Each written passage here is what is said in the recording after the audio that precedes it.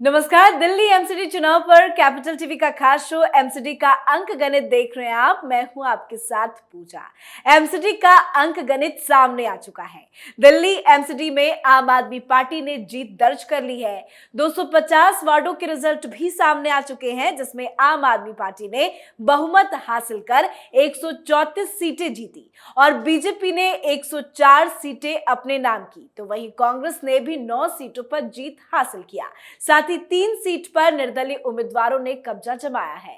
तो आपकी झाड़ू चली, बीजेपी क्लीन स्विप से बची, पर आपके डबल इंजन से क्या दूर होगी दिल्ली की टेंशन? ये जीत अरविंद केजरीवाल के लिए कितनी बड़ी जीत है और ये जीत अरविंद केजरीवाल को महंगा ना पड़ जाए कहीं? आज इसी अंकगणित को समझेंगे। बातचीत के लिए मेरे साथ स्टूडियो में मौजूद हैं कैपिटल टीवी के एग्जीक्यूटिव एडिटर राजीव जी। राजीव जी, बहुत बहुत स्वागत है आपका। धन्यवाद। एमसीडी में आम आदमी पार्टी ने जीत तो हासिल कर ली है, पर अंक गणित क्या कुछ कहता है? सीटों के आंकड़ों के हिसाब से बात की जाए तो देखिए, सबसे पहले सीटों के आंकड़ों की बात करते हैं। जो सीटें मिली है आम आदमी पार्टी के, उससे अरविंद केजरीवाल को ज़्यादा खुश होने की ज़रूरत नहीं है और खुश है भी नहीं। अगर बेसिकली देखा जाए तो अरविंद केजरीवाल का जो कॉन्फिडेंस था प्रेस कॉन्फ्रेंस के अंदर, वो थोड़ा सा नीचे गिरा हुआ था। जो अरविंद केजरीवाल बहुत ही बड़ा अहंकारी नेता माना जाता है, जब भी प्रेस कॉन्फ्रेंस करने आए तो प्रेस के सामने, मीडिया के सामने वो हमेशा से बड़ी बड़ी बातें बोलते रहा, दूसरे को की आलोचना ही करते रहे।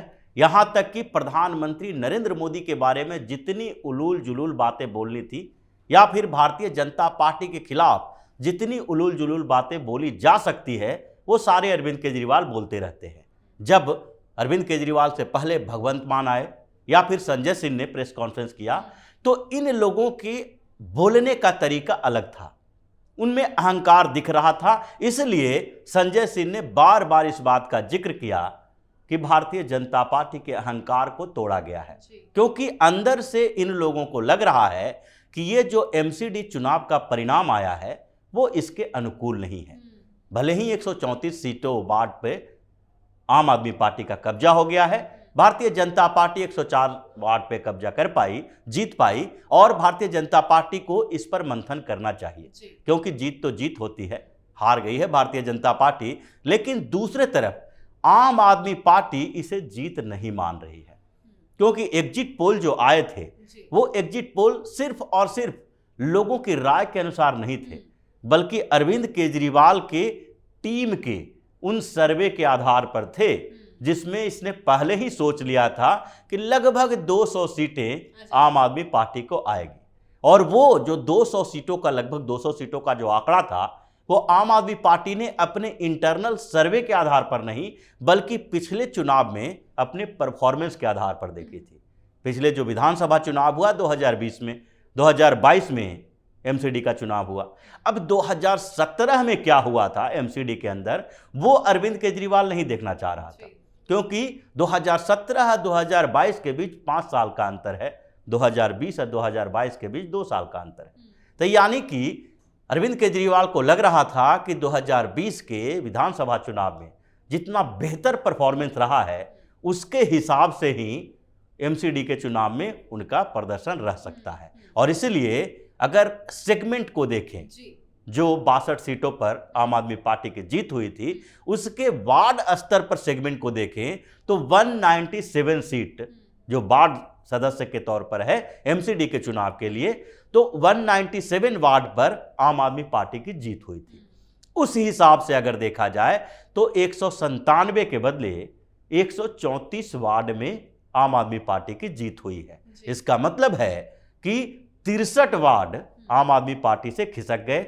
यानी कि अगर देखा जाए तो उसमें एवरेज 20 सीट जो विधानसभा के हैं, यानी 20 सीटों पर विधानसभा के आम आदमी पार्टी को आगे नुकसान उठाना पड़ सकता है। अब पिछले चुनाव में 8 सीटें भारतीय जनता पार्टी को आई थी, अगर ये 20 सीट जुड़ जाती है तो 28-30 सीट का आंकड़ा हो जाएगा, या लगभग आम आदमी पार्टी के लिए ये संकेत है कि अब दिल्ली में आपका आधार खिसक रहा है। क्योंकि दूसरे तरफ अगर देखें 2020 और 2022 के बीच की स्थिति जो है, उसमें भारतीय जनता पार्टी को वार्ड के स्तर पर जो सेगमेंट बांटे जाते हैं, जैसे लोकसभा चुनाव होता है तो लोकसभा चुनाव में ये देखा जाता है कि उसके अंदर जितने विधानसभा आते हैं उन विधानसभाओं में कितनी सीटों पर जीत हुई है, और उसी के आधार पर विधानसभा चुनाव में स्ट्रेटजी बनाई जाती है।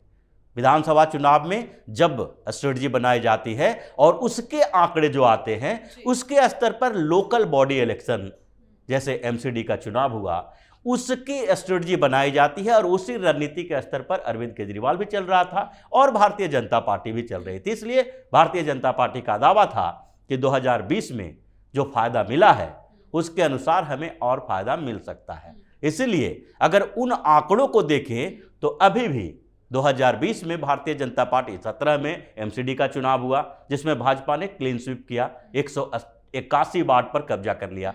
दूसरी बार उसके बाद 3 साल बाद विधानसभा का चुनाव हुआ।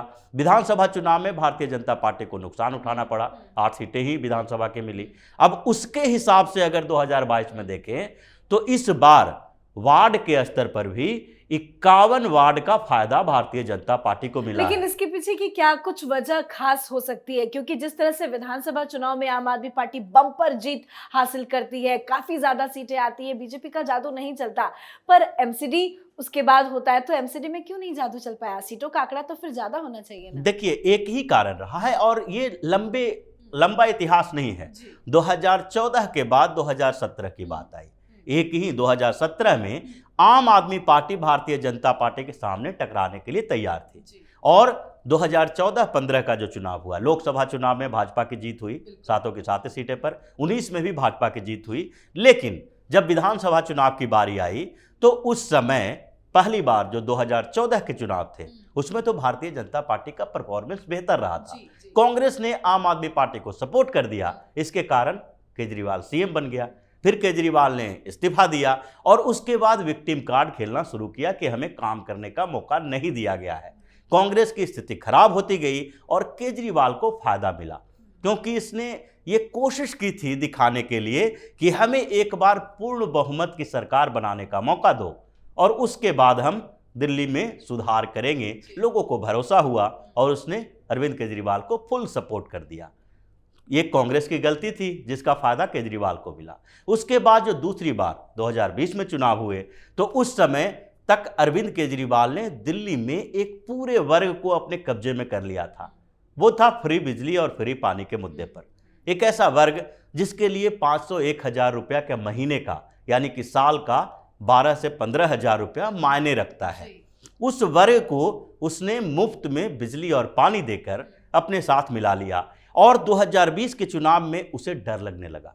वो वर्ग सोचने लगा कि अगर केजरीवाल को सपोर्ट नहीं करेंगे तो ये मुफ्त की सुविधाएं जो हमें मिली हुई है वो छिन जाएगी। तो इसलिए वो पूरा वर्ग सपोर्ट किया।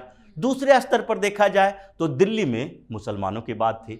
मुस्लिम पूरी तरह से समझ चुके थे कि दिल्ली में अगर कांग्रेस को वोट दें या ओवैसी की पार्टी को वोट दें तो भारतीय जनता पार्टी को जीत देने के लिए हम एक वोटिंग कर रहे हैं। तो इसलिए पूरी तरह से टैक्टिकल वोटिंग हुई। मुसलमानों ने पूरी तरह से अरविंद केजरीवाल का समर्थन किया।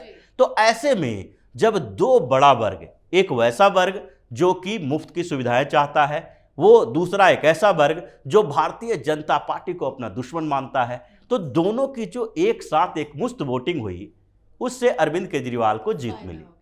लेकिन 2020 के बाद जो 2022 में एमसीडी के चुनाव हुए तो अरविंद केजरीवाल को ये नुकसान क्यों उठाना पड़ा, ये बड़ा सवाल है। और इसी सवाल पर अभी आम आदमी पार्टी के अंदर मंथन चल रहा है। बैठकें भी चल रही हैं। बैठकें चल रही है। क्या रणनीति बनाई जा रही है? वो मेयर के लिए नहीं बैठकें कर रहे हैं। मेयर तो सेकेंडरी इशू है, क्योंकि अरविंद केजरीवाल जानते हैं कि वो दिल्ली के मेयर नहीं बनेंगे। अब उनको सीएम की कुर्सी चाहिए। सीएम की कुर्सी पर बने रहने के लिए विधानसभा में उनका परफॉर्मेंस अच्छा होना चाहिए, दिल्ली के लोगों का उनके ऊपर भरोसा होना चाहिए। लेकिन हुआ क्या है, उल्टा असर दिखाई पड़ रहा है। ईस्ट दिल्ली के क्षेत्र में पूरी तरह से अरविंद केजरीवाल साफ हो चुके हैं, जहां से अब ये पटपड़गंज की बात हो रही है, जहां मीडिया में दिखाई पड़ रहा है कि पटपड़गंज विधानसभा क्षेत्र के सारे वार्ड में से एक वार्ड में आम आदमी पार्टी की जीत हुई है, जो मनीष सिसोदिया का विधानसभा क्षेत्र है। लेकिन आम आदमी पार्टी में अगर देखा जाए तो क्या मनीष सिसोदिया सिर्फ एक विधानसभा क्षेत्र का नेता है? अगर पूरे दिल्ली की बात ना की जाए, डिप्टी सीएम है, तो कम से कम अपने क्षेत्र और उसके आसपास अगर दिल्ली के रीजन की बात की जाए, जैसे उत्तर प्रदेश में बात की जाती है तो ये होता है कि जयंत चौधरी पश्चिम उत्तर प्रदेश का नेता है, या यहाँ के कुछ नेताओं को उभारा जाता है भारतीय जनता पार्टी की तरफ से, कोई पूर्वांचल का नेता है, कोई मध्य का नेता है, कोई अवध प्रदेश का नेता है। तो उसी तरीके से अगर दिल्ली में हम देखें तो कम से कम जिस क्षेत्र से मनीष सिसोदिया आता है वो तो पूर्वी दिल्ली का क्षेत्र है, और वहाँ पर तो कम से कम मनीष सिसोदिया को ये जिम्मेदारी लेनी चाहिए कि वहाँ जीत होती है तो उसके लिए वो जिम्मेदार है, हार होती है तो भी जिम्मेदार है। लेकिन पूरे ईस्ट दिल्ली में आम आदमी पार्टी को 11 वार्डों में जीत हुई है और भारतीय जनता पार्टी 22 वार्ड में जीत दर्ज की है। यानी कि आंकड़ा बताता है कि पूरे ईस्ट दिल्ली में आम आदमी पार्टी भारतीय जनता पार्टी की आधी सीटें जीत पाई है। इसका मतलब है कि ईस्ट दिल्ली के लोगों ने पूरी तरह से मनीष सिसोदिया को नकार दिया। जैसे सारे आंकड़े अभी सामने हैं, जो भी बड़े बड़े नेता और जिनके ऊपर भ्रष्टाचार का आरोप लगा हो, चाहे अमानतुल्लाह खान हो, यानी कि ये तो और बड़ा संकेत है कि जो मुस्लिम बहुल क्षेत्र है जहां से आम आदमी पार्टी को ही जीतना चाहिए था, वहां भी कुछ जगह निर्दलीय उम्मीदवार जीते, सीलमपुर में कुछ जगह पर कांग्रेस की भी जीत हुई और कुछ जगहों पर भारतीय जनता पार्टी जीती, क्योंकि वहां के मुस्लिम भी ये चाहते थे कि आम आदमी पार्टी के बदले कांग्रेस जीत जाए, और इसी कंफ्यूजन में वोट बट गया। तो ये स्थितियां जो सामने आई है उससे तो संकेत इसी बात का मिलता है कि पिछले चुनाव की अपेक्षा आम आदमी पार्टी का पूरा आधार खिसका है। वोट भी कम हुए हैं।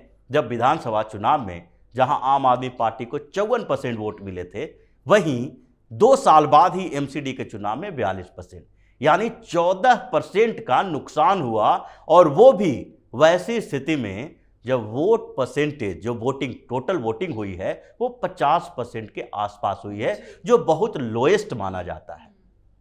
60-62% वोटिंग, और दिल्ली जैसे शहर में तो जो एक स्टेट है, यूनियन टेरिटरी है, और साथ में एक तो शहर का ही माना जा सकता है, तो वहाँ 60 से 70% के बीच की वोटिंग होनी चाहिए। तो वो 50% वोटिंग में भी आम आदमी पार्टी को 14% वोट का नुकसान हुआ है। तो इसका मतलब है कि आम आदमी पार्टी के सपोर्टर भी वोट करने के लिए नहीं निकले, और जो पहले के आंकड़े हैं उसके बीच अंतर जो हुआ उसमें भी ये है कि 39% पहले भी भारतीय जनता पार्टी को वोट मिला था, अभी भी वोट मिला है, एमसीडी के चुनाव में भी, विधानसभा के चुनाव में भी। 51 वार्ड का फायदा भारतीय जनता पार्टी को 2020 के बाद से हुआ था। हम 2017 की बात नहीं करते हैं, 2017 के आंकड़े अलग थे। ये हाल फिलहाल के आंकड़े हैं, जो अब 2022 खत्म हो चुका है, होने वाला है, और 2024 में लोकसभा चुनाव है।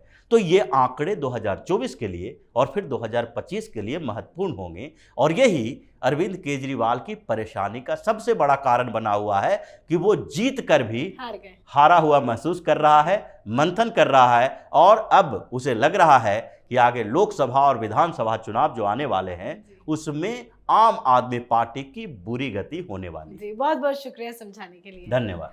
तो अरविंद केजरीवाल के 3 बार दिल्ली का सीएम बनने के बाद ये पहला मौका है जब एमसीडी पर भी आपका कब्जा हो गया है। अब आम आदमी पार्टी दिल्ली में मजबूत हुई है। अब आम आदमी पार्टी कई फैसले खुद ले सकती है, पर फैसले जनता के पक्ष में होंगे या नहीं ये तो आने वाले वक्त में पता चलेगा। अब देखना ये भी होगा कि दिल्ली का मेयर कौन बनता है। रेस में तो कई नाम है, पर मोहर किस नाम पर लगती है देखना दिलचस्प होगा। आप अपनी राय एमसीडी चुनाव के नतीजों पर जरूर लिखकर भेजें। देखते रहिए कैपिटल टीवी। नमस्कार।